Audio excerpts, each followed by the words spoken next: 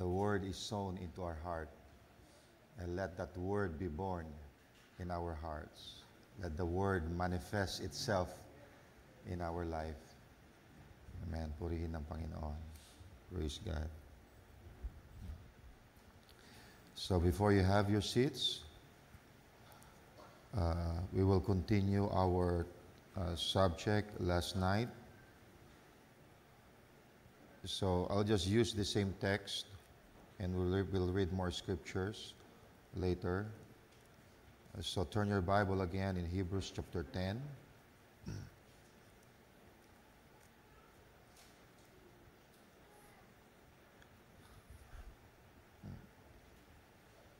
Hebrews chapter 10, verse 32. But call to remembrance the former days in which after ye were illuminated or enlightened, ye endured a great fight of afflictions. Because we know that once we receive the word in our hearts, once we are illuminated by God's word, then the fight is on. Because persecution and affliction comes for word's sake. Because you believe the word. Verse 33, partly whilst ye were made a gazing stock, both by reproaches and afflictions, and partly while ye became companions of them that were so used. For ye had compassion on me in my bonds, and took joyfully the spoiling of your goods, knowing in yourselves that ye have in heaven a better and an enduring substance. Cast not away therefore your confidence, which had great recompense of reward. For ye have need of patience, that after ye have done the will of God, ye might receive the promise. Amen. It's one thing to hear the promise, and it's another thing, the promise to be made actual or real in our life. Amen. Purihin ng Panginoon. So we are still taking our inspiration from verse 34. It says there, and took joyfully the spoiling of your goods. And so we'll just have the same title. Satan can't beat a joyful believer. Part 2. Amen? We all agree with that. Amen. Satan can beat a joyful believer. Let us all pray. Lord Jesus, our heart is so glad, Father, to come before your presence because we do love your word. Your word is so precious to us, even more than our daily bread, Father. Lord, it is the source of our strength, our joy, and inspiration. Lord, we couldn't imagine a life without your word. It would be a life without direction, a life without strength to face the challenges we face each day. But we thank you, Father, because, Lord, we have become part of this great and mighty revelation that you have revealed in this day. And we are so glad because we are one of the chosen few in this age that was awakened by the word of the hour. Lord, once again, as we come to your word, bless your people by your word, Father. And I pray, Father, Lord, that you would speak to us, Lord, by your word and by your spirit into our hearts. May we be strengthened as we hear your word. Bless the people that's going to hear your word, those in this building and those streaming online. Lord, we ask all these things in your most precious name, Jesus Christ, our loving King. Amen. Praise the Lord.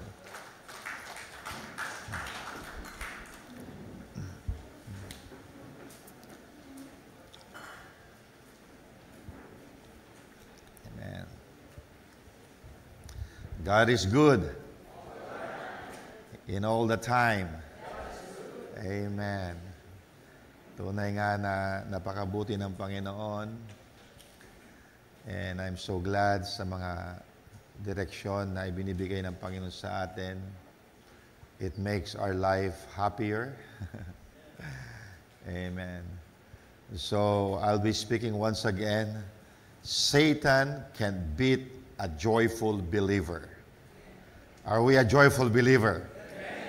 If you are, Satan cannot beat you. He cannot defeat you. Now, we have read last night in Mark chapter 4, verse 15, Jesus said that once the word is sown in a man's heart, Satan cometh immediately to take away the word which was sown. It is showing you the way of Satan. Okay, kapag ang salita ng Diyos is sown in your heart through the preaching of the word, gusto niyang kunin yung salita. So, it is Satan who comes and snatches away what has been sown, because Satan is a thief. And it is obvious why Satan come and try to steal the word. Because the word makes a person dangerous to him. Now, once you have the word, you become dangerous to Satan. Because the word of God in your heart makes you dangerous to your adversary. Without it, you are no threat to him. But the moment you get the word of God in your heart, you are bad news as far as Satan is concerned. Why? Because you can stop his operation with the word.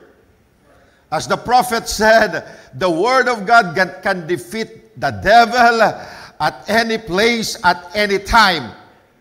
Amen. So once you have the word of God in your heart, you are dangerous to the devil. Amen. You are threat to the devil. Now, Jesus once said that the word is sown in a person's heart, and the evil one comes to snatch it away. Now, we know from the scripture that God's word is the power of God. In Romans 1:16, the Apostle Paul said, "For I am not ashamed of the gospel of Christ, for it is the power of God unto salvation." So we know the word of God is the power of God unto salvation. And I can assure you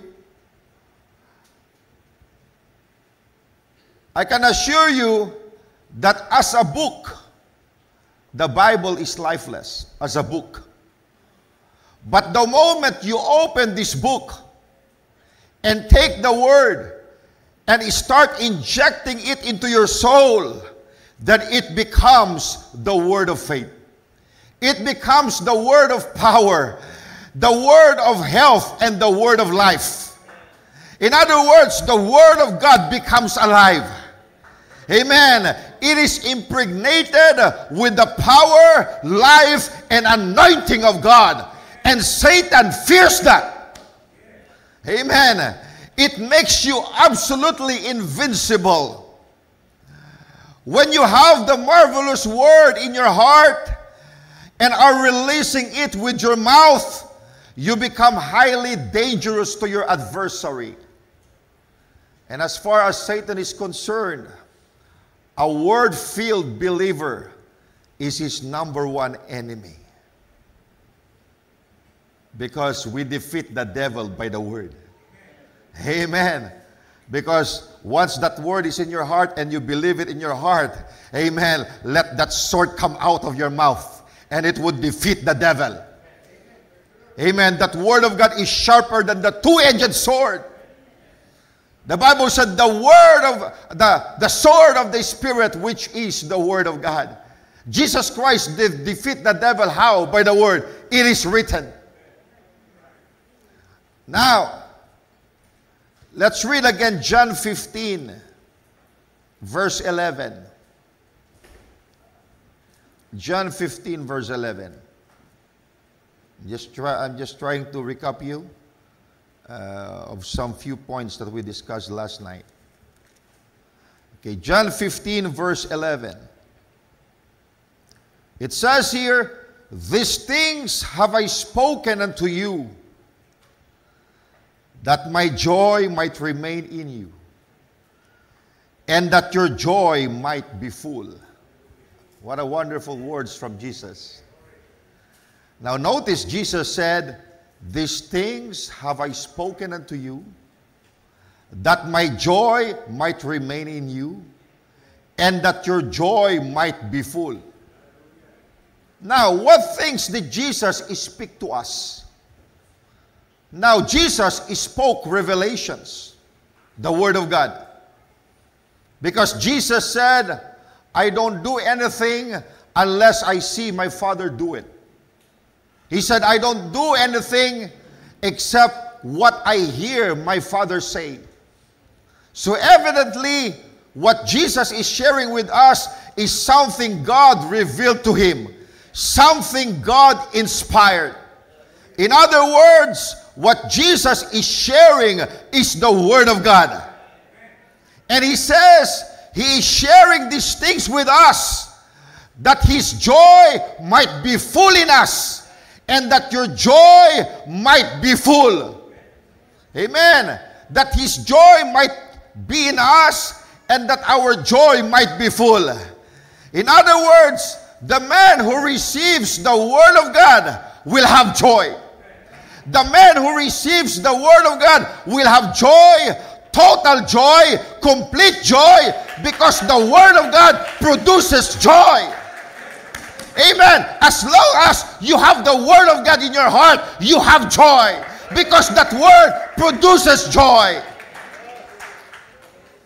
It's the gospel, and the gospel is the good news. Good news produces joy. Now, Jesus spoke the Word of God to people to bring them good news, not bad news. That's why every time you hear the Word of God, you're glad, because you are hearing a good news. Amen. Whatever your situation is, there's an appropriate promise for that situation.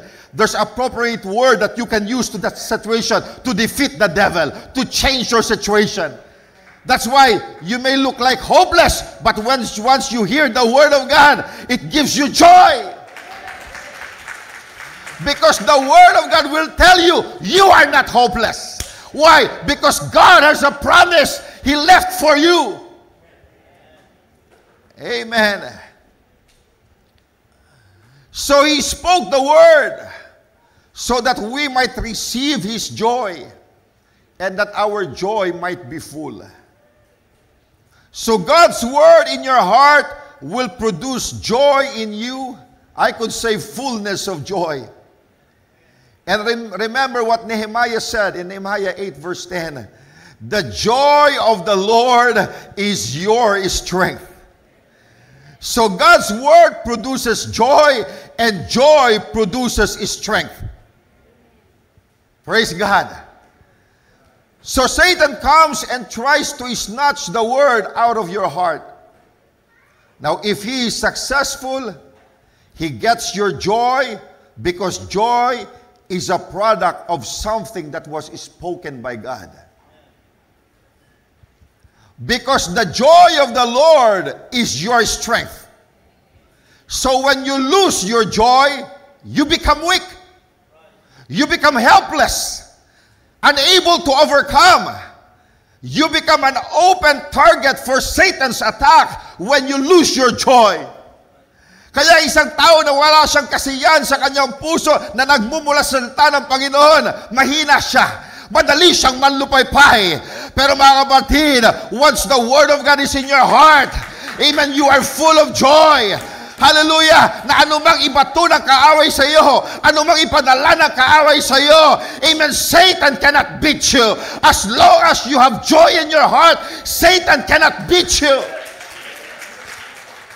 Amen. You are undefeated. You are still the winner once you have joy in your heart. Amen.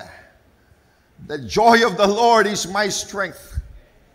That's why we don't want to let the devil steal away that joy. Now, but remember what Jesus told us in John 16, verse 22. He said, and you know,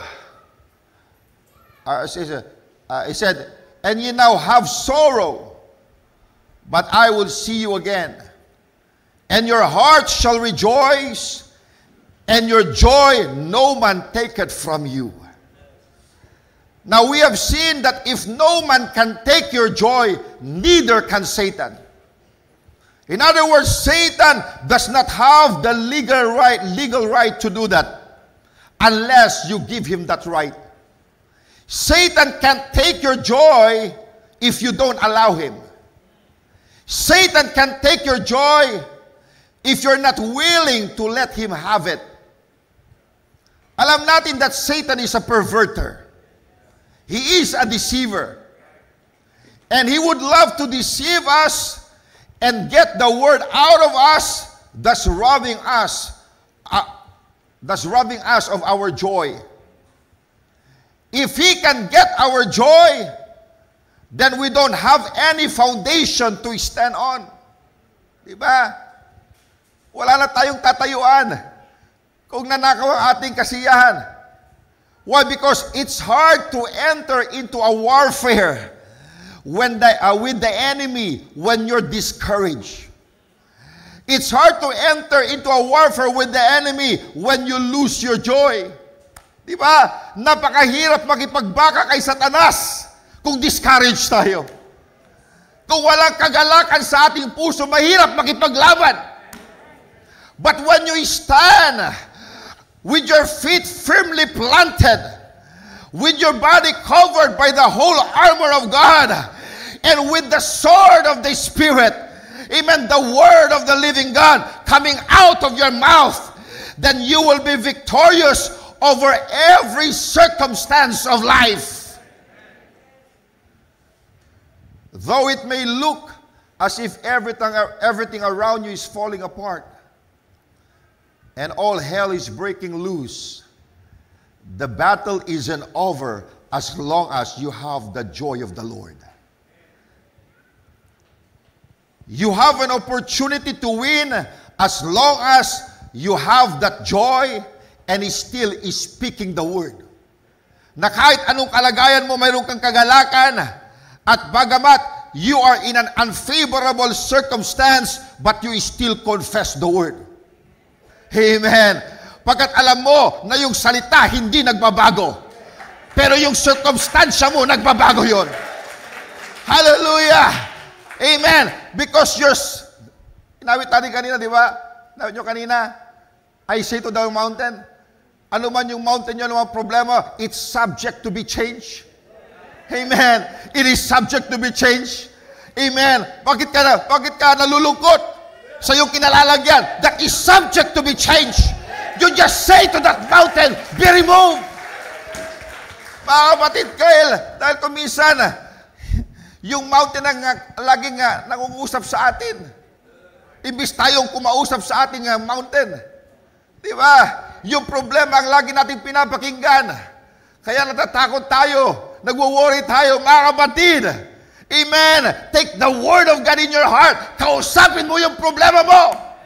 Amen. And if you have the word of God, that mountain has to be moved. Amen. That mountain has to be moved. Walang magagawa yung bundok because the word of God is powerful. If you say to this mountain, be removed, and not doubt in your heart that whatsoever you say will come to pass, you will have whatsoever you say. Amen. You will have whatsoever you say. Why? Because you don't doubt in your heart. Kaya nga sabi ko sa inyo, once you have the word of God in your heart and you believe that word, you are dangerous to the devil. And that word of God is also dangerous to your problem. Why? Pagkat yung problema mo, mapapaaga yung expiration niya. Amen. Once you use the word of God. Tandaan nyo, ang problema, mayroong pasimula, mayroong hangganan. Pero ang salita ng Diyos, walang hangganan. Amen. Praise God. Amen. Satan wants your joy. He wants it badly. And as long as you have joy in your heart, you are a threat to Satan. God's word and the joy that is produced by the word has been lodged in our heart. And the only way Satan can successfully get it out is through deception. He has to deceive you in some way. Diba? The only way that Satan could take that word inside your heart is to deceive you. Totoo ba na by His stripes you were healed? Meron kang pangangailangan? Totoo ba na tutulungan ka ng Panginoon dyan sa lahat ba ng iyong pangangailangan? Baka naman para sa iba lang yung pangako, hindi para sa iyo yan. You are misappropriating the promise. That is what Satan is doing. I mean, he's trying to cast doubt, trying to deceive you. Pero tandaan nyo, if he can't deceive you, he can't get the word. If he can't get the word, he can't get your joy. If he can't get your joy, he can't get your strength.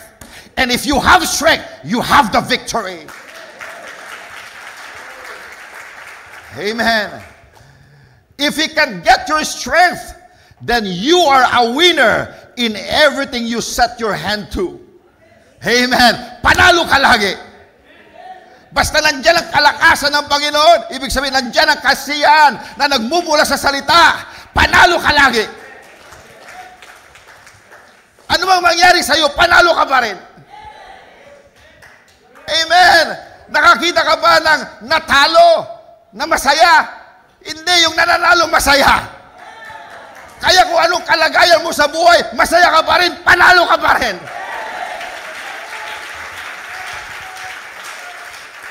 Pagkat ang mga malungkot yung natalo. Amen. Pero tayo namin laging panalo. Pagkat ang kasiyahan ng Diyos ay nananahan sa ating puso. Now, Jesus has told us that joy is the product of the spoken word. The word that He has spoken to us. And as long as you have the word in your heart, you will have joy in your heart. No matter what the devil does, he can't defeat you. Now, the devil knows that the most advantageous time to try to steal the word from you is right after you've received it. He knows better than to wait until you've spent time in meditation and fellowship with God so that the word can become deeply rooted in your heart and has become a revelation to you. Alam ng kaaway yan. Alam niya, ang pinakamagandang timing na nakawin niya yung salita is right after na natanggap mo. Gusto niya agad kunin. Kasi pag hindi niya agad kukunin yan, amen, at nanahan na dyan at mineditate mo yung salita ng Panginoon. You ponder and meditated on the Word of God. Yung salita ng Panginoon magkakaroon na ng ugat sa iyong puso. Mas mahirapan na siya. Kaya gusto niya, amen, yung katatanggap mo palang kunin niya na.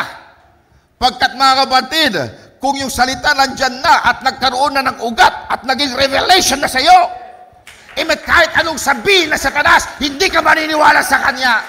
Na kahit anong ibulong ni Satanas, hindi ka maniniwala sa kanya pagkat ang salita ng Panginoon ay nag-ugat na sa iyong puso. Amen. So obviously, it is to Satan's advantage to attack you when you first hear the word and try to snatch it away through some kind of adversity. Now that's his plan. If he can create enough pressure and adversity, you will be tempted to fall prey to that adversity and become discouraged. Now, many times in the Old Testament, God's people were told to be of good courage. Be of good courage. Be not dismayed. Fear not. Now the phrase, be of good courage, isn't used often in the New Testament. Jesus said it this way, be of good cheer. Be of good cheer. Let's read it. John 16, verse 33.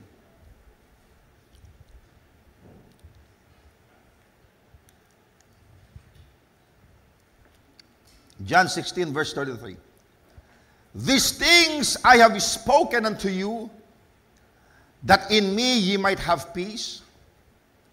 In the world ye shall have tribulation, but be of a good cheer.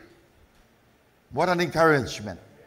But be of a good cheer. In other words, don't lose heart. Be of a good cheer. Don't be discouraged. Be of a good cheer. I have overcome the world. So here Jesus said, in the world, ye will have tribulation. Now yung mga iba na nagbasa niyan, after reading, in the world, ye shall have tribulation, then they close their Bible. They close the book, thinking we are supposed to have tribulation all the time. But Jesus hadn't finished talking yet. He said, in the world ye shall have tribulation, but be of a good cheer. I have overcome the world. Nang ibig sabihin, bakit ka ba discouraged? I have overcome the world. At nasaan ako ngayon? I am inside of you by the baptism of the Holy Ghost. Ibig sabihin, the one that overcomes the world is now inside of you. Bakit ka ba discouraged? If God be for us, who shall be against us? You can face the world because greater is He that is in you than he that is in the world. Amen. So don't read it that way. Don't read, in the world we shall have tribulation, and you close the book. No. If you do, you'll identify with the wrong part of the verse. Para lang patatatak lang sa mind mo yung tribulation at adversity. Now, look at Psalm 34 verse 19. Psalm 34 verse 19. It says, many are the afflictions of the righteous. Now, some people after reading that, they stop reading. They stop reading there and say, yes, many are of the affliction of the righteous, and dear God, I'm afflicted. Now, the psalmist didn't stop there. He said, many are the afflictions of the righteous, but the Lord deliver him out of them all. Ibig sabihin, ano man yung affliction mo, there's deliverance. Many are the affliction of the righteous, but thank God, because the Lord God delivered me from them all. This is what the psalmist actually said. See, nakita niyo mga kapatid, if you will continue the verse, it will paint a different picture. When reading portions of scriptures, you should read the entire context to avoid identifying with the wrong thing. Jesus said, be of a good cheer. I have overcome the world. Amen. That's the part we should identify with. If you have problems or tribulation, amen. Oh, Jesus said, be of a good cheer. Ibig sabihin, I can overcome this because greater is He that is in me. Amen. Sabi ni Brother Branham, if you only know what that meant, greater is He that is in you. Amen. Na-realize nyo ba kung sino yung nasa inyo? It's the omnipotent God who created the heavens and the earth. The powerful God. He that is in you is greater than he that is in the world. Amen. So be of good cheer. So Satan is out to get your joy. If he can get it, he will totally defeat you. He'll create situations so he can spoil your goods and snatch them away. But as we have seen, as long as He can't get your joy, He can't keep your goods, and He can't defeat you. Kaya anong gagawin natin? Let's take the advice of Jesus. Be of good cheer. Amen. Now, let's read again yung ating binasa kanina sa Hebrews chapter 10, verse 34. Ang sabi dyan, "For ye had compassion of me in my bonds, and took joyfully the spoiling of your goods." Now, last night I read that in different translation. Pinapakita dito, mga kapatid, na although their properties were taken from them, meron pa rin kasiyahan sa kanila. Okay? Sabi dito, "For ye took joyfully the spoiling of your goods." So notice again that Satan had come in and he spoiled these people's goods. But this says their attitude was not one of sorrow or depression, but rather of joy. Ninakawan sila ng kaaway. Pero anong kanilang attitude? Hindi sila depressed. Hindi sila malungkot. Masaya pa rin sila. Amen. Now, that doesn't mean we would say, "Praise the Lord, the devil just stole my car." No, that doesn't mean you say, "Praise the Lord, I've got cancer." No. Alam nyo ba that some folks were preaching that Christian ought to praise God for every bad thing that happens because this is the will of God concerning them. Now, that's not what the Word of God said. Nabasahin nga natin ang sinabi sa Bible. In 1 Thessalonians chapter 5, verse 16.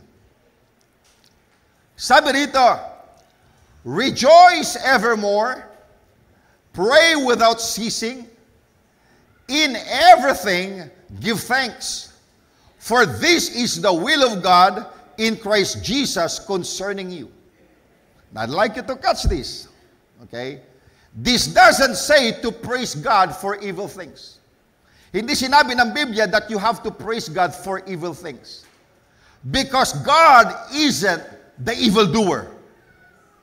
And why should we thank God for something that doesn't come from Him? Bakit mo pasasalamatan ang Diyos na bagay na hindi nanggaling sa Kanya? For example, sabi ni Brother Branham, all sickness comes from the devil. So you don't thank God for the cancer because it comes from the devil. You don't thank God for something that doesn't come from Him. Amen. But you see, people would like to say, "Oh, praise God that you have cancer because that's the will of God." "Oh, praise God because your husband is an alcoholic and your children are on drugs, because praise stops the avenger." Yes, praise stops the avenger, but God didn't tell us to pray. God didn't tell us to praise Him for problems. Hindi tayo tinuruan ng Panginoon to praise Him for problems. He said to give thanks in everything, not for everything. Now, those two are different. Ang sabi niya, to give thanks in everything, not for everything. Ibig sabihin, in everything means we would praise God in the midst of the problem. Amen. Habang nandoon ka sa kalagitnaan ng iyong problema, amen, pinupuri mo pa rin ang Panginoon. Ibig sabihin, we're not praising Him for the problem, but we are praising Him for deliverance from the problem. Amen. Bakit tayo nagsasaya kahit mayroong problema? Hindi tayo hindi natin pinupuri ang Diyos dahil sa problema. Pinupuri natin ang Diyos pagkat sabi sa Biblia, "Many are the afflictions of the righteous, but the Lord deliver us from them all." Amen. We don't thank God for the problem. We thank God for His deliverance for the problem. Amen.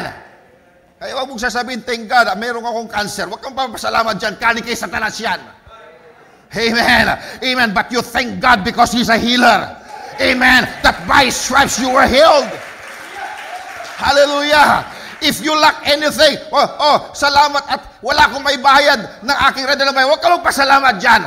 Amen. Pagka tinanakawan ka ng kaaway, magpasalamat ka dahil may pangako ang Diyos that He will supply all your needs according to His riches and glory. Kaya ka masaya. Kahit andun ka sa kalagitnaan ng problema, pagkat ang Diyos may pangako na deliverance para sa iyo. Hallelujah! You see, when you praise God for a problem, the God of the problem, Satan is getting the praise. Di ba? Kung pinupuri mo ang Diyos sa problema, actually, ang napupuri sa Satanas, pagkat siya ang Diyos ng problema. Ang problema nang galing sa Kanya, but God is the problem solver. Amen! So if you say, I just praise God for my cancer, the God of the cancer gets the praise. That means Satan is finally in the position he has been trying to attain since iniquity was found in him. Because Satan has always sought to exalt himself above the Most High. He wants praise. He wants the praise of God's people. And the only way he can get it is to deceive them into thinking that God is the one giving them heart trouble. That God is the one giving them cancer and all the other diabolical things that have been uttered by the devil. Ayan ang ginagawa ng kaaway. Dinideceive niya yung mga tao na maiisip nila na itong cancer ko ay galing sa Diyos. Itong trouble ko ay galing sa Diyos. Yung mga bagay na si Satanas ang author, pinaiisip sa iyo ni Satanas ay yung bagay ay galing sa Diyos. Hindi yung galing sa Diyos. Kaya kinakailangan mong i-rebuke. Yung bundok na yan hindi galing sa Diyos. Kaya you have to speak to that mountain. Amen. Amen. God is our deliverer. Amen. So you don't praise God for the problem. You praise God for the deliverance.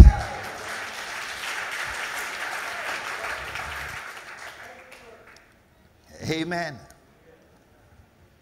Mong sabihin, purihin ng Diyos, wala akong pera. Hindi, mga kapatid. Amen. Don't praise God for that. Para mong sinasabi na ang Diyos hindi kayang isupply yung pangangailangan. Sabi mo, purihin ng Diyos. Bagamat ganito ang aking kalagayan, ipoprovide ng Panginoon yung pangangailangan ko. Amen! Ayan yung sinasabi sa Bible, in everything, give Him thanks. Hindi sinabi for everything. No, in everything. If you are in the midst of trouble, you still give thanks. Why? Because there is a promise attached in every situation. Amen. Praise God. So God isn't saying, praise me for adversity. God isn't saying that. But He is saying, praise me in all things. In every kind of situation, praise me. Don't let the devil get your joy. Amen. And if you will praise me in all things, I'll deliver you from them and see that you are set free because praise stops the avenger. Amen. At dahil ikaw ay nagpupuri, sa kabila ng iyong kalagayan, i-deliver kita. Tutulungan kita. I will solve your problem. Amen! Ganyan tayo mga kapatid. Remember this, Satan is a thief. When he creates attacks against you, it is to steal something from you. His ultimate goal or motive is to get the joy in your heart. But Jesus said, your joy no man taketh from you. And let me say this, if man can take your joy, neither can the devil, not unless you allow it. So you don't allow the devil, because he has no legal right. No one can take your joy from you. No matter how bad things get, if you will continue to rejoice, your joy cannot be taken away.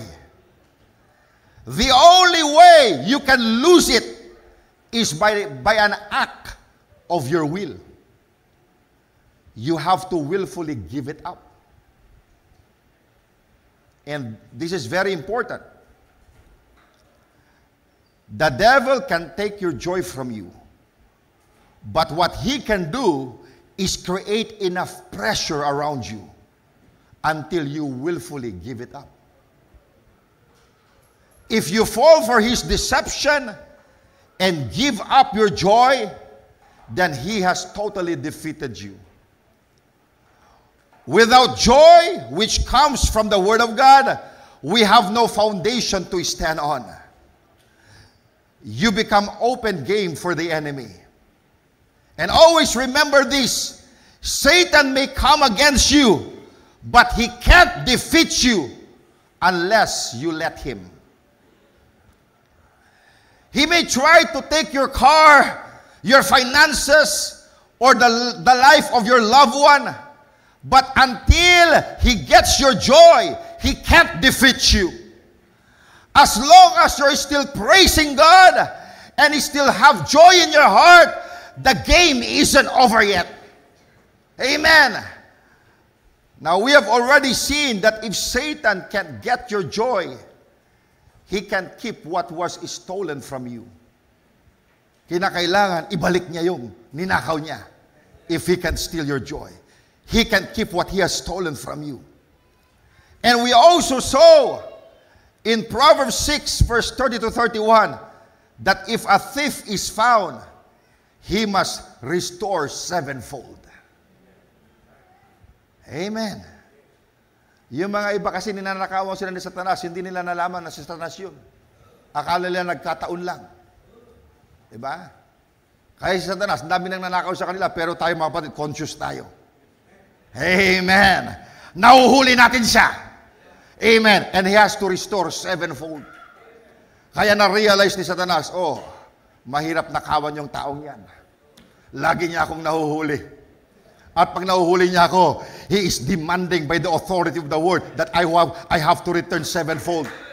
Amen. Kaya ngayon, wag na nating nanakawan yan. Hayaan na lang natin siya. Amen. Because it's too expensive. Because the more na ninanakawan natin siya, mas lalo siyang yumayaman. Why? Pagkat alam niya yung authority niya, nahuli kita, kinakailangan, ibalik mo ng 7 beses. So you must know your right. Hindi ko sabi nagkataon lang, no mga kapatid, Satan is always against us. Amen. Satan is always against us. Kaya mga kapatid, we have to catch the devil. Satanas, ikaw may kagagawan nito. Amen. At sinasabi ko sa iyo, anumang ninakaw mo, ibalik mo sa akin. Pagkat kung ayaw mong ibalik, tatawag ako ng pulis. Ano yung pulis? Enforcer. Diba? Kung ayaw niya makinig, tatawag ka ng enforcer police. At sino ang enforcer? Yung Holy Ghost. Kung ayaw mo yung ibalik, tatawagin ko yung Holy Ghost. Sa ayaw at sa gusto mo, amen, ibabalik mo yan sa akin. Kaya para wala ng gulo, sige na. Ibigay mo na. Amen! Salamat sa Diyos. We have an enforcer. Kung ayaw niyang gawin, isumbong mo sa pulis. At ang pulis sasabihin niya, okay, relax ka lang dyan. Ako nang bahala. Amen. Pagkat alam ng pulis, alam mo yung right mo. Amen. At dahil alam mo yung right mo, alam niya that you have that legal right. Kaya ipagtatanggol ka niya. Why? Because you know the Word of God concerning the promise of God. Amen. Praise the Lord. We have the right to claim a sevenfold return on anything the devil is steal from us. Nabasahin mo nila natin yung Jeremiah 33 verse 11 before I read the other scriptures. Pagka dito pinakita ko sa inyo na yung joy merong tinig. Amen. Jeremiah 33 verse 11. The voice of joy and the voice of gladness, the voice of the bridegroom, and the voice of the bride. The voice of them that shall say. So itong mga tinig na ito, itong kanilang sasabihin. Amen. The voice of them that shall say, praise the Lord of hosts. For the Lord is good, for His mercy endureth forever. Pag sinabing the Lord is good, God is good. How do you know that God is good? Now, the goodness of God is not affected by your situation. Hindi dahil masama ang iyong kinalalagyan, God is not good. Pag okay, God is good. Hindi.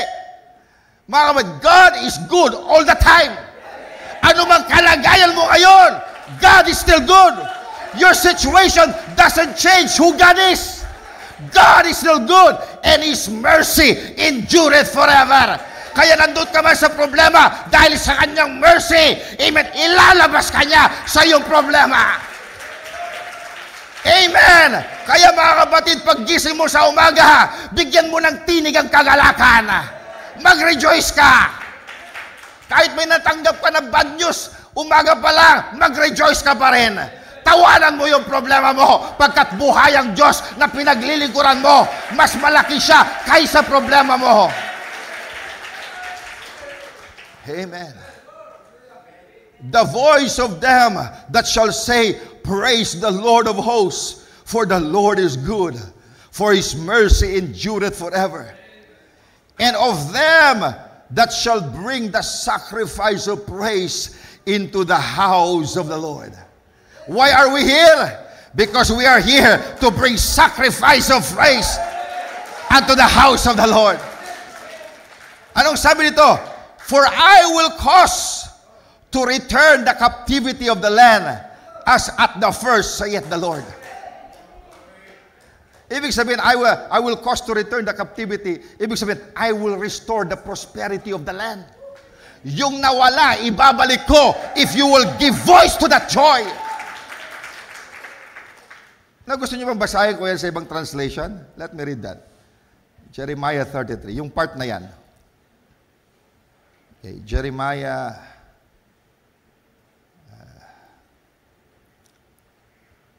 33. 11. Ito ang pagkakasabi sa New Living Translation. Sa King James, sabi diyan, for I will cause to return the captivity of the land as at the first, saith the Lord. Ito ang pagkakasabi sa New Living Translation. For I will restore the prosperity of this land to what it was in the past, says the Lord. Ito ang pagkakasabi sa The Living Bible. Okay. Ang pagkakasabi sa The Living Bible, ito. For I will make this land happier and more prosperous than it has ever been before. Pero anong gagawin natin? We got to give voice to the joy. There must be voice of gladness, voice of joy. Amen. Magpuri pa rin tayo sa Panginoon. At anong gagawin ng Panginoon? Lahat ng nawala, i-restore ng Panginoon. God will restore the prosperity of the land. Amen. I like that scripture. Amen. So Jeremiah 33:11 taught us about the voice of joy.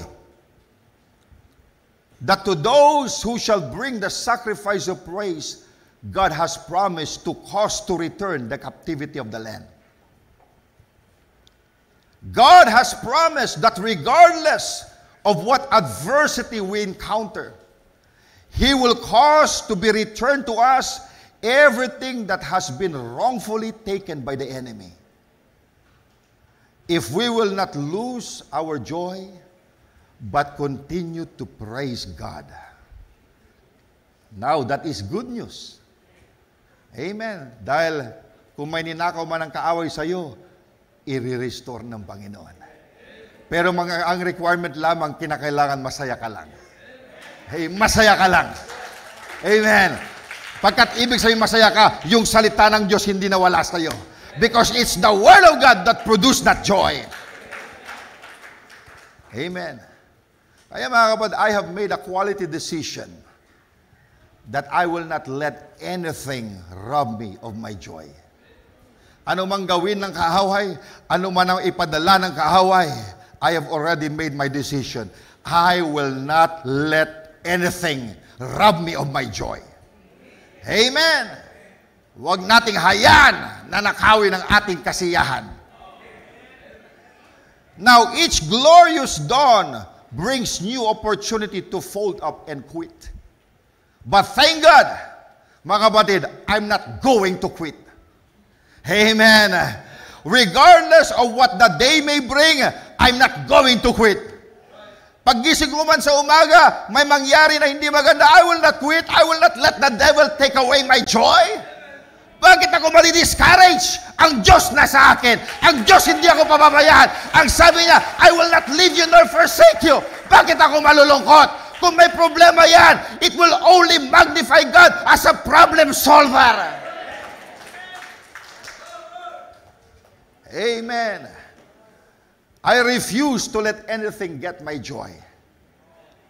As long as I have that joy, it doesn't make any difference what Satan does. He can't defeat me. I'm still in the game. Amen. Alam nyo ba that the devil doesn't know how to handle a person who keeps praising, who keeps rejoicing in the face of distraction? Hindi kayang i-handle ng kaaway yan. Hindi niya alam yung gagawin niya sa tao. In the face of distraction, masaya pa rin. Hindi niya alam kung anong gagawin niyang pamamaraan. Let me give you an example. Take the Apostle Paul. In 2 Corinthians 12:7, he said that a messenger of Satan had been set to buffet him. And in chapter 11, Paul listed many things the devil had tried to do to keep him from preaching the gospel. Inisa-isa yan ni Paul from verse 25 to 27. Sinabi niya, shipwreck, ito yung mga ginamit ng kaaway, shipwreck, stoning, beatings, perils of robbers, perils in his journey, perils of his own countrymen, weariness, painfulness, hunger, thirst, cold, nakedness. So Paul talked about every hard thing the devil had thrown at him to try to make him give up, to try to make him quit. And these were no lightweight. These were no lightweight things the Apostle Paul endured. Stonings, could you imagine? Shipwreck, being left for dead, beatings, imprisonment. Now, he suffered all those things for the gospel's sake. Now, Paul had to contend with more than just a headache or a runny nose. Diba, hindi. Higit dyan ang nilalabanan ni Paul, hindi lang yung masakit ng ulo ko, sinisipon ako, hindi. Okay? The devil was out to destroy him. Then in 2 Corinthians 4:17, Paul had the audacity to refer to all these things as our light affliction. Could you imagine that? Sa dami ng ibinato sa kanya ng kaaway, tinawag ni Paul itong light affliction.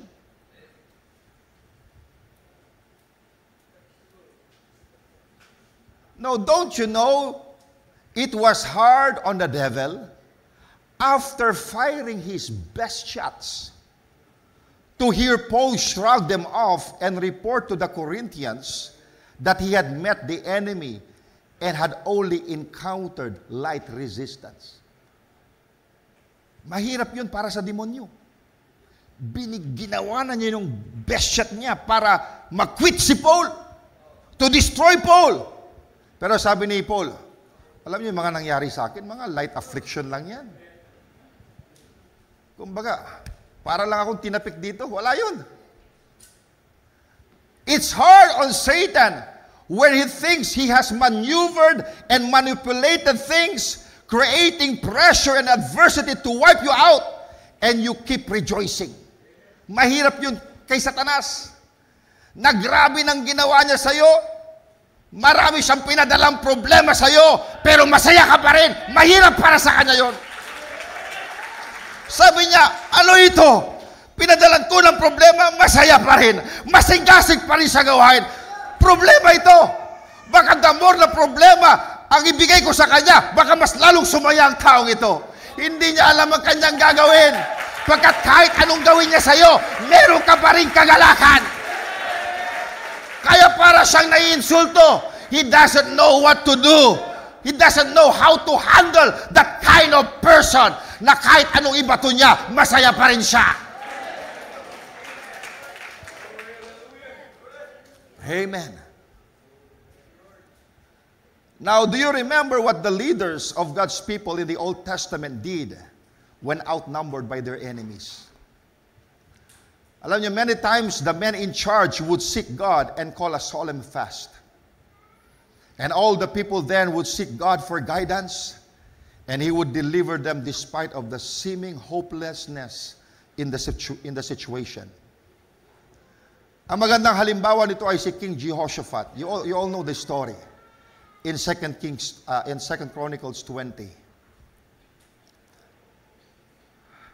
A huge number of army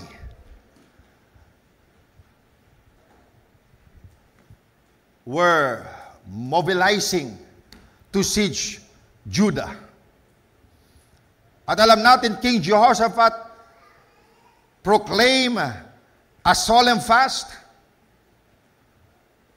Okay? When Judah was surrounded with this huge army that outnumbered them and threatened to destroy them. So sabi sa Bible, the people fasted and sought God about how to handle the situation. And the Spirit of God moved upon one of the men in the congregation, and he began to speak.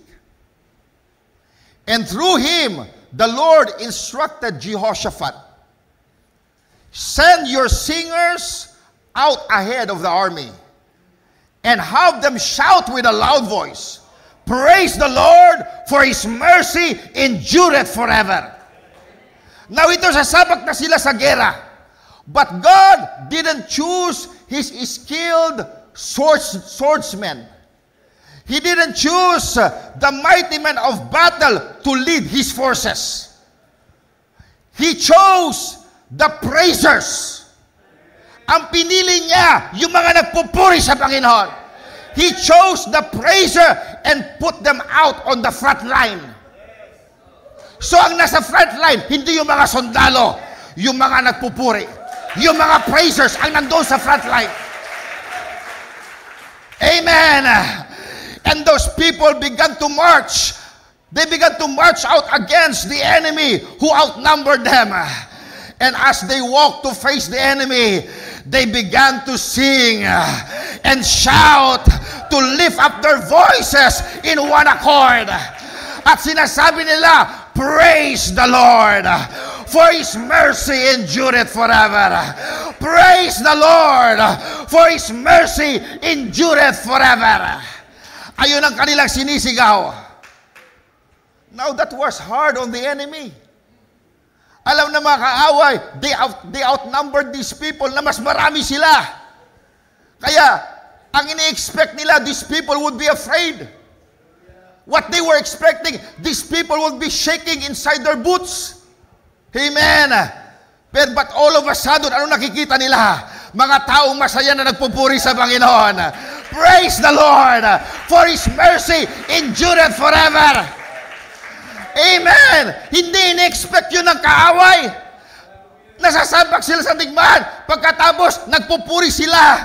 Marahil nagsasayawan pa sila sa galak. Why? Because the mercy of the Lord endureth forever. And in their confusion, they actually turn against one another. At sila mismong nagpatayan. Yung mga kalaban. Amen. Then God's people just walked in and gathered up the spoil that was left after the enemy had routed itself. Sabi sa Bible, napakaraming spoil. that it took them 3 days to gather the blessing. Amen. Why? Because they could praise God in the midst of the problem. What was the result? Bountiful blessing.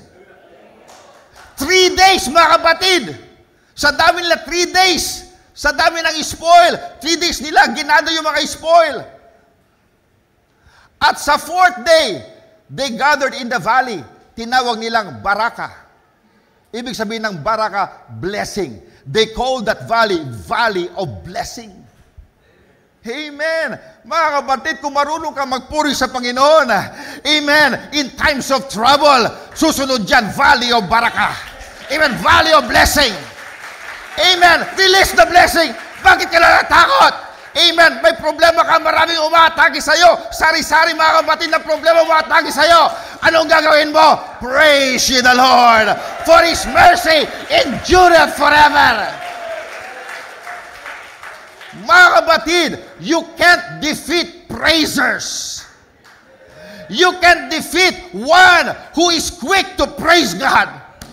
Hindi mo matatalo ang mga taong marunong magpuri sa Panginoon sa kabila ng kanilang kalagayan.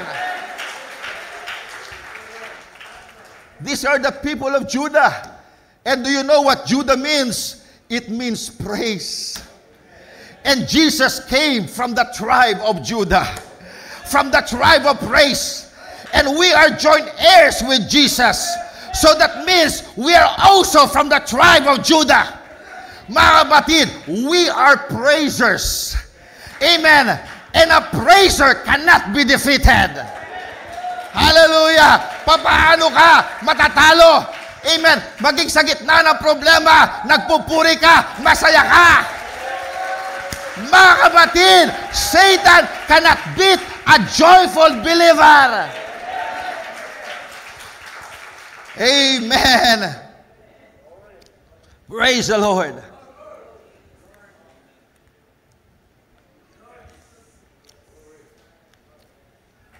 Now God told us through the Apostle Paul in Philippians 4:4, rejoice in the Lord always. And again, I say, rejoice. God also said through Nehemiah, the joy of the Lord is your strength. And in Psalm 47 verse 1, the psalmist write, oh, clap your hands, all ye people. Shout unto God with the voice of triumph. In Psalm 33 verse 1, rejoice in the Lord, O ye righteous. And in Psalm 146 verse 1, in Psalm 147 verse 1, in Psalm 148 verse 1, in Psalm 149 verse 1, in Psalm 150 verse 1, ang sabi doon, praise ye the Lord. Mga kapatid, ayan lang gagawin natin. Magpuri ka lang. There's power in praise. The devil tremble when the people of God praise the Lord. Kaya sa iglesia ito, marunong tayong magpuri. Amen. Pagkat buhay ang ating Diyos, our God is not dead, He is alive. Buhay ang Diyos. Makapangyarihan ang Diyos. Wala siyang katulad. Walang imposible sa Diyos. Walang mahirap sa Diyos. There is no problem too big that God cannot solve. God is the greatest problem solver. Amen. Praise God. Praise God. Amen. Hallelujah. Amen. You know, the Bible doesn't tell us, or doesn't tell us these things about rejoicing, giving thanks, and praising God for nothing. You know, those things were not mentioned in the Bible for nothing. There is strength in praise. There is strength in rejoicing. There is strength in thanksgiving. Amen. And the devil doesn't know what to do when he has launched his attack against you and you keep praising the Lord. Hindi na alam ang gagawin ng kaaway. Pagkat inaatake ka niya, pero patuloy pa rin ang pagpupuri mo sa Panginoon. Malilito na siya. Hindi niya na alam ang kanyang gagawin. Why? Pagkat kahit anong gawin niya, masaya ka pa rin. The joy of the Lord is my strength. You can never lose the battle hanggat ang kasiyahan ay nandyan sa'yo. Why? Because if you lose that joy, you become weak. How can you fight? How can you fight if you're discouraged? Mga kapatid, kaya will not let the devil take away that joy. Amen. So God says that joy has a voice. At kagabi and even this morning, amen, we give joy a voice through singing. Amen. Through worshiping. And also, one of the ways you can release joy is through laughter. Amen. Isa sa mga bagay na nire-release natin yung joy, yung laughter. Tumatawa tayo. Amen. Bakit ko sinasabi yan? You know what? Many of God's people don't know how to laugh. Maraming mga Kristiyano hindi marunong tumawa eh. And one of the things that kept some people out of Christianity so long, or for so long, was Christian. Because those so-called Christian, they have long face. Parang sumasayad na yung baba sa lupa. They have long face, oh poor me, sad sacks, who call themselves children of light, but they look like death. They call themselves children of light, but when they walk around, parang mga bangkay na. They look like that. Pagkatapos, they are trying to convince someone, a non-Christian, sabi niya, maging Kristiyano ka na. Eh, paano gugustuhin niya? Sabi niya, ayaw ko maging Kristiyano kasi laging malungkot. Oy, pagkat lagi ka nakasimangot. Diba? You see, some thought that to be a Christian, you are supposed to be holy and spiritual, that you never smiled. Dahil Kristiyano ka, spiritual holy, huwag ka nangingiti. Kung may nagbiro, huwag kang tatawa.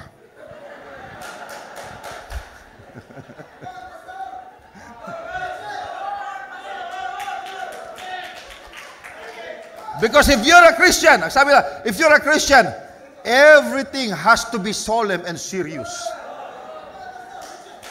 Amen. Amen. So you have to go around with a long face and never have any joy or fun anymore. Wala nang fun. Dahil tayo mga Kristiyano, wala nang kasiyahan. Wala nang basketball.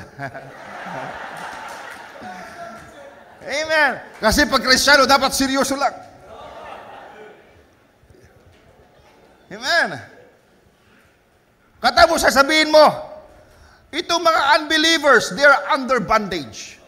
Ayan, mga unbeliever na yan, they are slave to sin. But who do you think is happier? Who do you think is livelier and more joyous, cheerful? Yung slave o yung free man? Sabi mo, slave to sin. At sa'yo malaya ka na. Eh, sa'yo malaya ka, bakit mas mukha ka malungkot?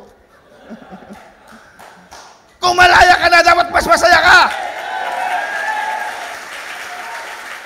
Mga kapatid, ang mas masaya, hindi yung bihag. Ang mas masaya, yung malaya na.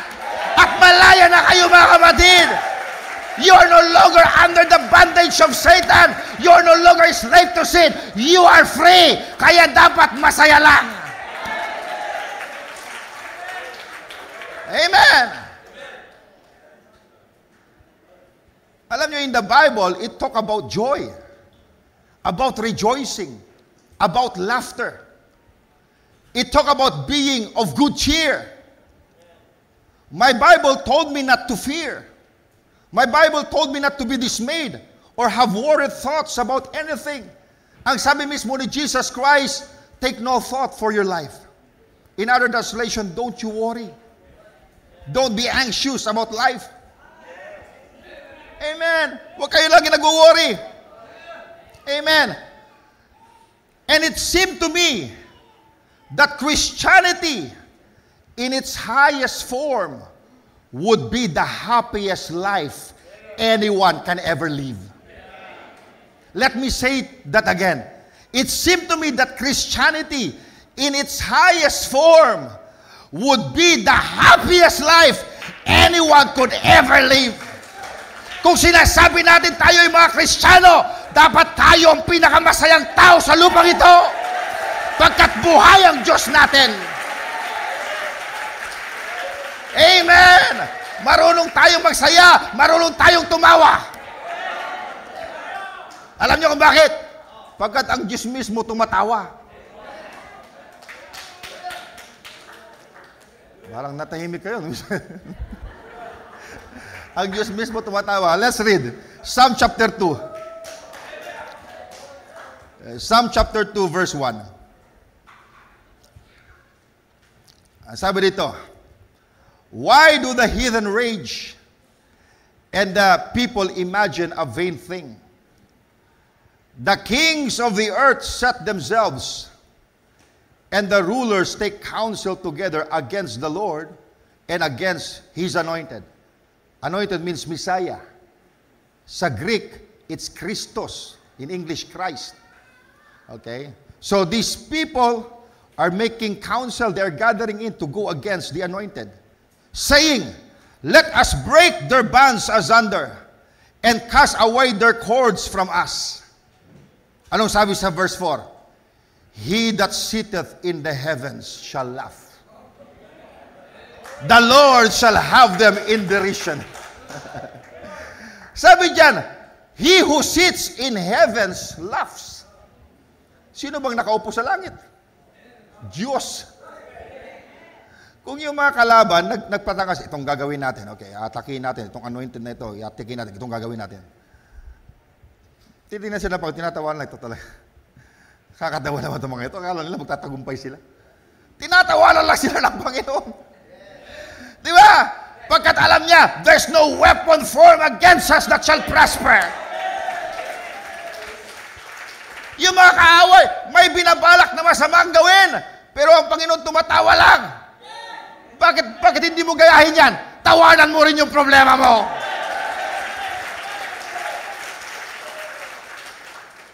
Kaya dalawa nang tumatawa sa problema mo, Diyos at ikaw. Amen. Now, to see what God is laughing at, let's look at Psalm 37.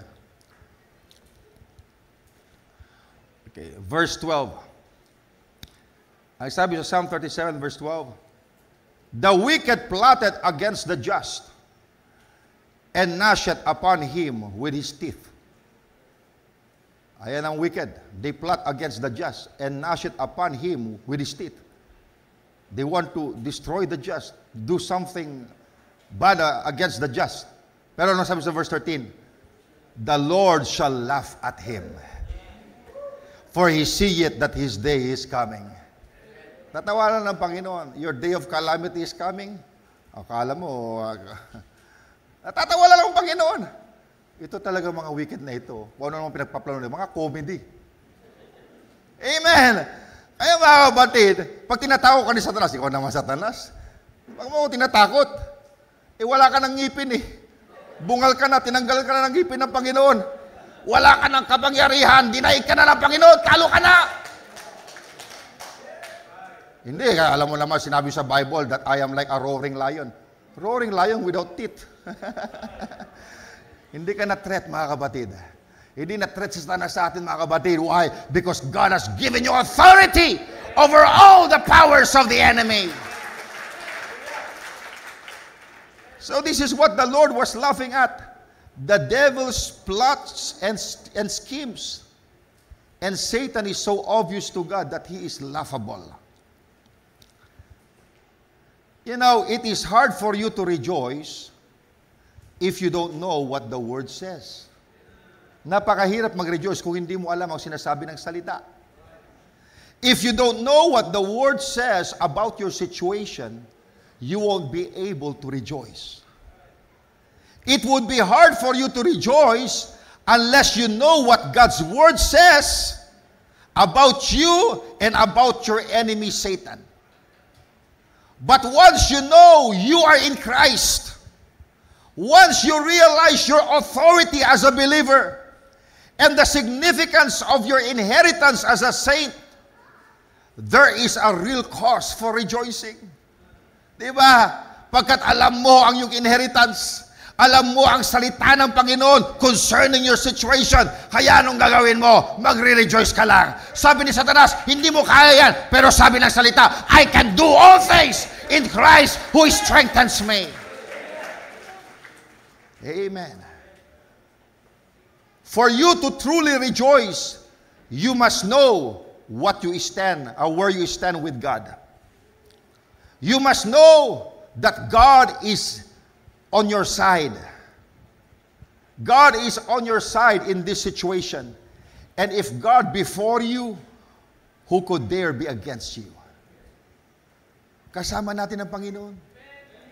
Remember, God is in you, and God is with you, and God is for you.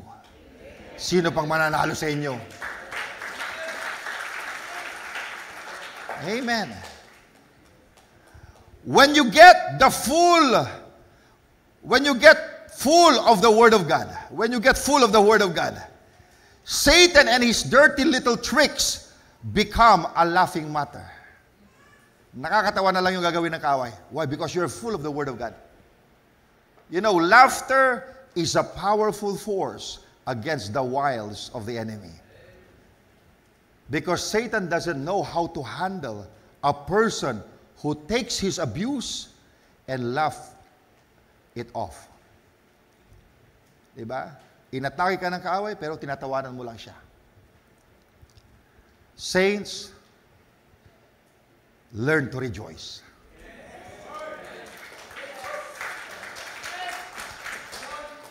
Learn to give voice to joy. And learn to laugh. There is no greater possession on earth than a joyful heart. Remember, it doeth good like a medicine. Amen. Laughter doeth good like a medicine. Now, look at this now. Turn your Bible in Habakkuk chapter 3. Habakkuk chapter 3, verse 17.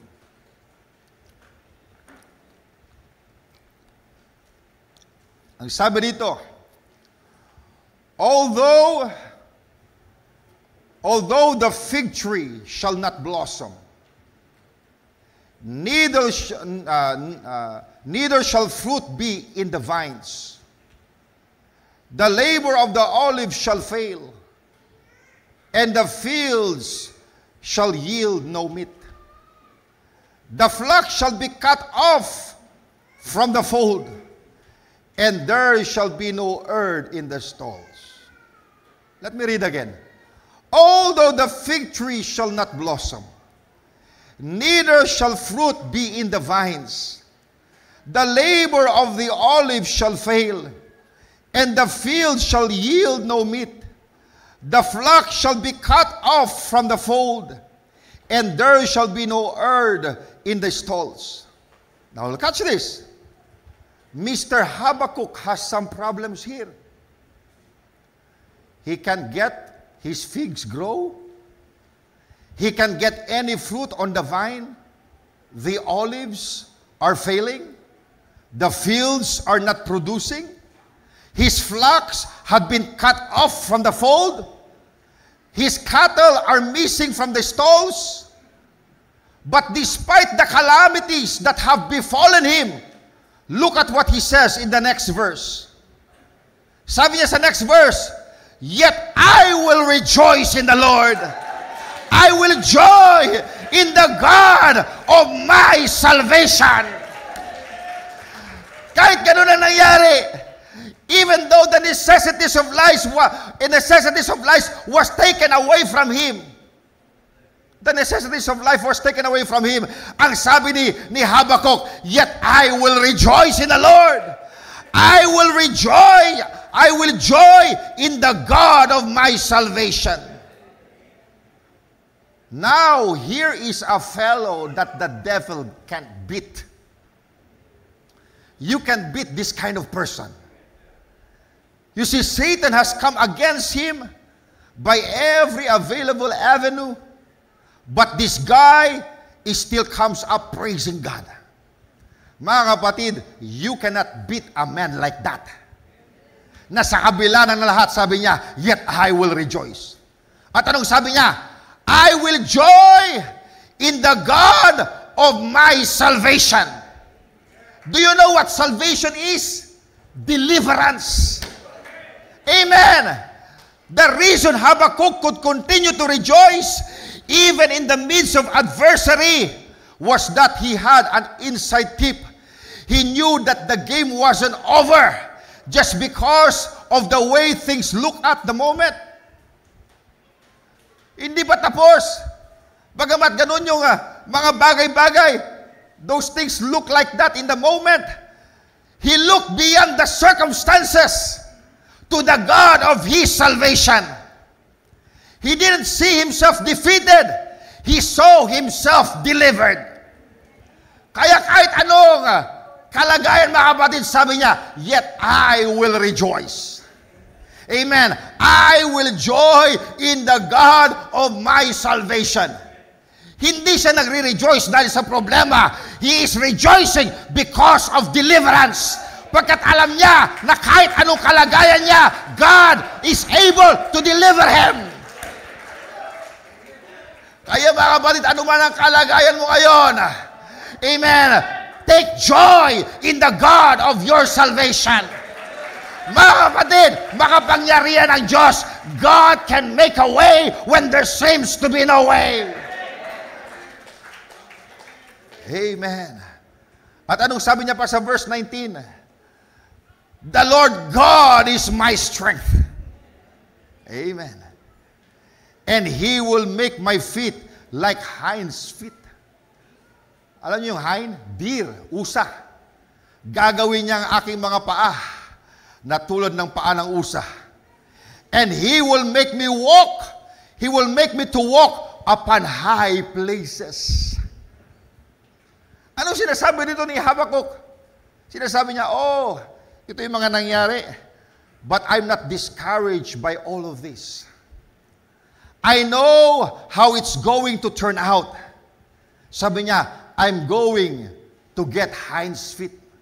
Magkakaroon ako ng paa ng usa. Mga kapatid, kung meron kang paa ng usa at ayan yung problema mo, pwede mong lundagin.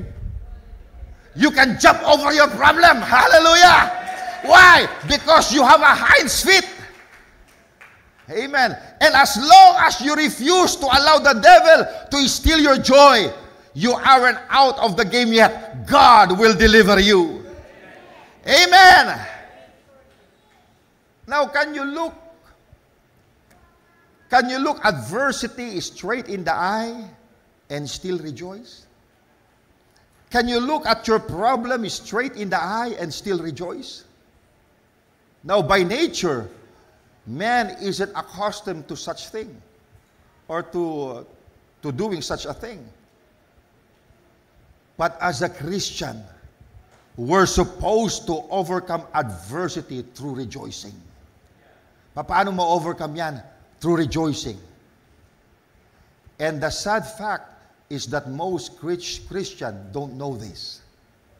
Marami mga Kristiyano, konting problema, malungkot na. Konting problema, ayaw nang dumalo. Konting problema, ayaw nang manalangin. Konting problema, nadi-discourage na. Do you see that? Many Christians, when they have problems or adversity, they become depressed instead of taking joy in the God of their salvation. Mga kapatid, but quit acting like that. Tandaan nyo, anak kayo ng Diyos. You're a child of God. Don't act as though God has fallen off His throne. As though the name of Jesus has lost its power? As though the Word of God is no longer vital and strong and powerful? Huwag kayong umaktulakan yan. Ang Panginoon ay makapangyarihan pa rin. Ang Diyos pa rin ay nakaupo sa kanyang trono. Ang pangalan ng Panginoon ay makapangyarihan pa rin.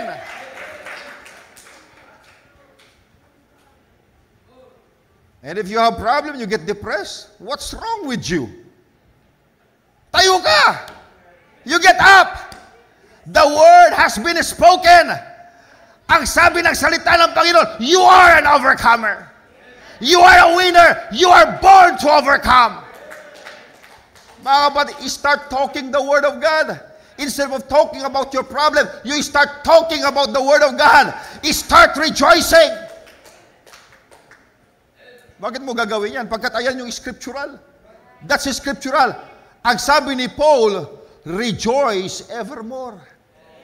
Ang sabi ni Jesus, be of good cheer. Now, David also encouraged us, sabi niya, be glad in the Lord and rejoice.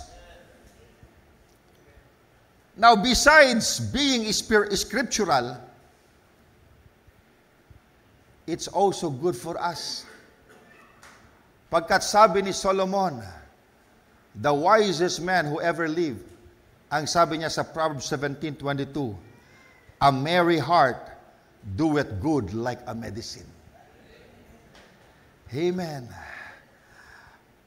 Ang pusong may kagalakan ay kagamutan. Why? Kasi kung masaya yung puso, you are releasing good hormones that strengthen your immune system. Diba? Pero kung malungkot ka, lagi kang nagpapa-stress, lagi kang negative, kung ano-anong iniisip mo, hindi pa problema, pinoproblema mo na. You are releasing endorphins, which is harmful to your immune system. Kaya madali kang kapitan ng sakit. Amen! Kaya gusto ng Panginoon mag-rejoice ka, hindi lang dahil scriptural yan, it is good for you. Naalala mo yung isang pumila sa healing line? Ang sabi ni Barbara, meron kang peptic ulcer. At alam mo kung saan mo nakuha yan? Dahil pinoproblema mo na yung hindi pa problema. Wala ka pa doon, pinoproblema mo na. You are overthinking, sabi ni Prophet Abraham. Kaya nakakasim yung lagi yung sikmura niya, kaya nagka-ulcer siya. Sa kakaisip, bakit na lang isipin mo yung salita ng Diyos? Yung pangako ng Diyos. Sasaya ka pa. Amen. A merry heart doeth good like a medicine. If you want to boost your immune system, one way is to have a merry heart. Kaya mga tao masayahin, mas mabilis ang kanilang recovery. Ang mga tao malungkot, hindi na makarecover. Amen. Kaya Christians need a good dose of merriment every day. You know, yung mga ibang Kristiyano, kinakailangan nilang ma-overdose. They need to be overdosed with joy before breakfast. Dahil paggising pa lang nila, parang nakasimangot na eh. Kaya dapat paggising pa lang, bago pa lang mag-almusal, kailangan saksakan mo na ng joy. Amen. Now, look at Habakkuk said, even in the midst of all adversity, yet will I rejoice. Satan couldn't get that man's joy. Hindi niya makuha yung joy. And I'll say it again. I'll say this again. If the devil can get your joy, he can't defeat you.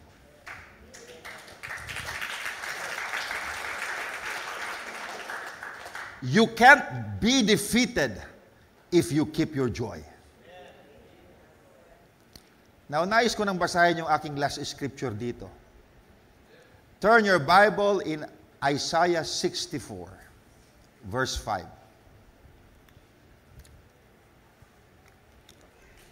Isaiah 64, verse 5.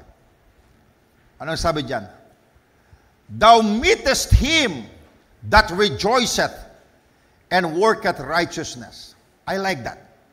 Sabi dito, thou meetest him that rejoiceth. Ibig sabihin, God will meet you when you rejoice. Ibig sabihin, God will get in the boat with you. Kung ikaw ay nagre-rejoice sa kabila ng iyong problema, He will meet you in problems. He will meet you in your problems. He will meet you in your adversaries, in your affliction, in your troubles. God will meet you. If you will rejoice, God promises to meet you. And when God comes on the scene, what happens to problems? The problems will depart. Amen. The psalmist said of God, in thy presence is fullness of joy. Psalm 16 verse 11. In thy presence is fullness of joy.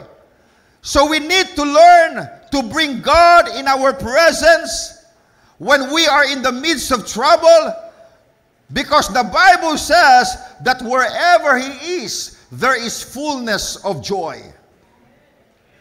Amen. Wherever He is, there is fullness of joy. And when you have the fullness of joy, there is no way the devil can defeat you. Amen. So you want God to meet you in your problem? Rejoice, and He will meet you.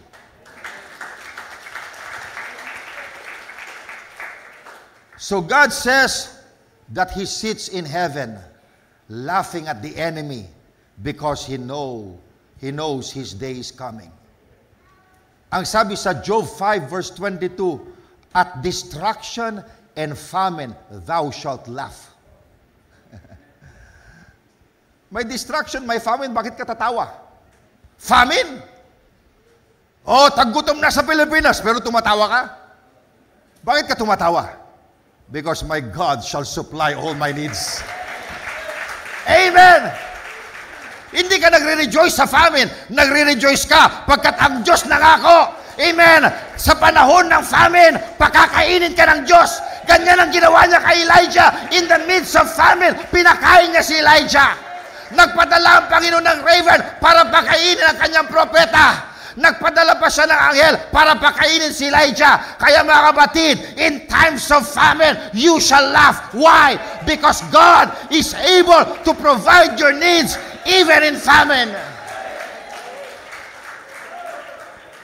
Amen.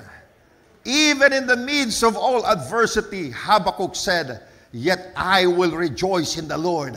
I will joy in the God of my salvation. Isaiah tells us that God will meet those who rejoice. God is telling us in these verses that if we will give voice to joy, even in the midst of adversity, God will meet us. He promised that no weapon formed against us will prosper. He promises to return out of captivity that which our adversary has stolen from us. And not only that, He tells us that a joyful heart is a good medicine. Amen. A joyful heart is a good medicine. It will heal and soothe and comfort. It will bring peace and happiness. It will cause recovery. God is inviting you to join Him in laughter at your adversary. Gusto ng Panginoon, samahan niyo siyang tumawa sa mga adversary niyo. Amen. Alam niyo kung may mga bagay na hindi nangyari, I already learned this. Okay? Kasi alam ko pag may bagay akong ina-expect na hindi nangyari, alam ko Satanas, di-discourage niya ako. Pero pinaparinig ko kay Satanas kapag nagpipray ako, Panginoon, salamat. Nagpapasalamat pa rin ako. Kaya siguro inisip sa Satanas, ano kang gagawin ko dito? Ganun mga kapatid. Ano man nangyayari, magpasalamat ka sa Diyos. Hindi sa problema, magpasalamat ka pagkat merong deliverance. He is the God of your salvation. Amen. God wants to meet you in your rejoicing. And when you do this, you will gain a new closeness with God. When you get together and have a good laugh on the devil, the situation won't look as dark as before. Your situation won't look so bleak, so terrible. You won't look as though defeat is inevitable. You will love staying in God's presence because in His presence is fullness of joy.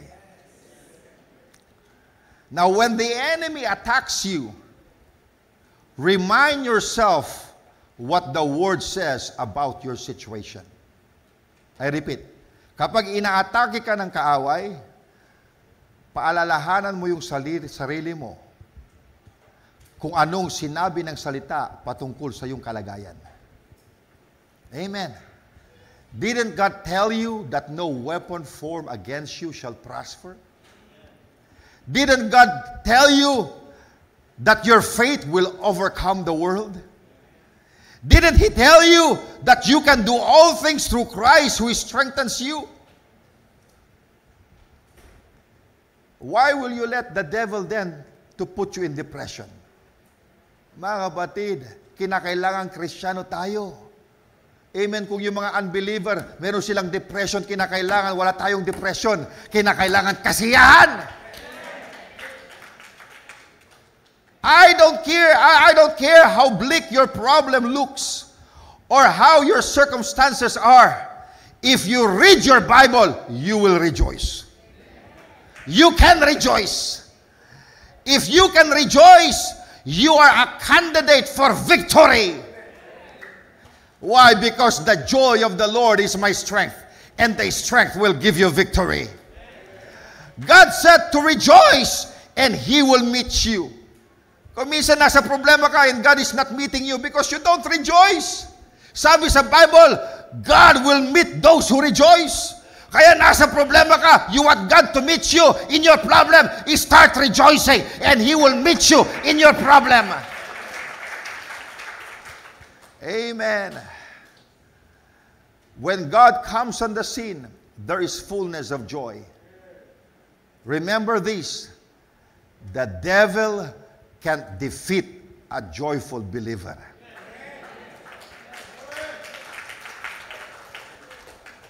Amen.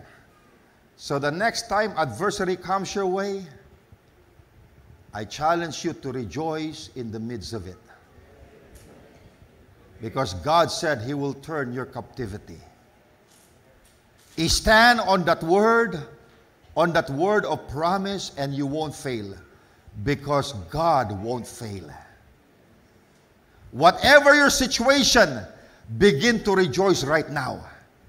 And praise God for the victory that is already yours in Christ. Hold fast to that victory. Hold fast to your joy, because if Satan can't steal your joy, he can't defeat you. Kaya mga kapatid, let me say this again. This is my title. Gusto kong tumatak yan sa iyong puso. Amen. Gusto kong maalala yan. Gusto kong maalala nyo yan. Kung ano mang mangyari sa inyo, alalahanin nyo. Simple lang, maikli lang ito.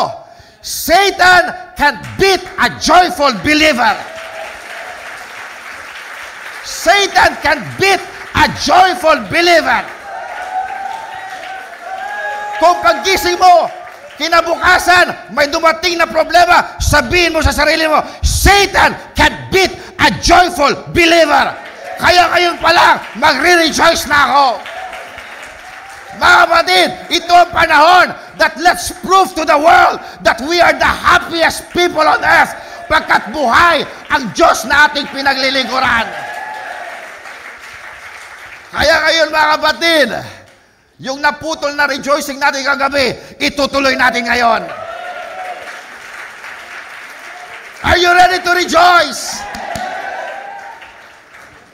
Kalimutan mo yung problema. Mawawala yan. Mag-rejoice lang tayo. Magpuri lamang tayo sa Panginoon. And God will meet you. Amen. Let us give voice to joy. Amen. Are you ready to rejoice?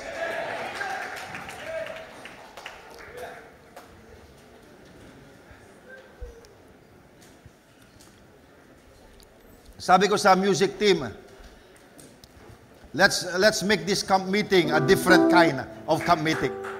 A special one. A camp meeting full of joy. Kaya sabi ko, after kong ma-preach ng Sabado at Linggo, magpaawit lang tayo ng masayang awit. Pagkat magsasaya tayo. Amen! Salamat sa Panginoon. Handa na ba kayong magsaya? Are you ready to give voice to joy? Mga kapatid, last day na ito. Susulitin na natin. Kung nagpuri tayo kagabi ng mahaba, mas mahaba ngayon. Amen. Wala na tayong service mamayang gabi. Kaya sulitin na natin ngayon.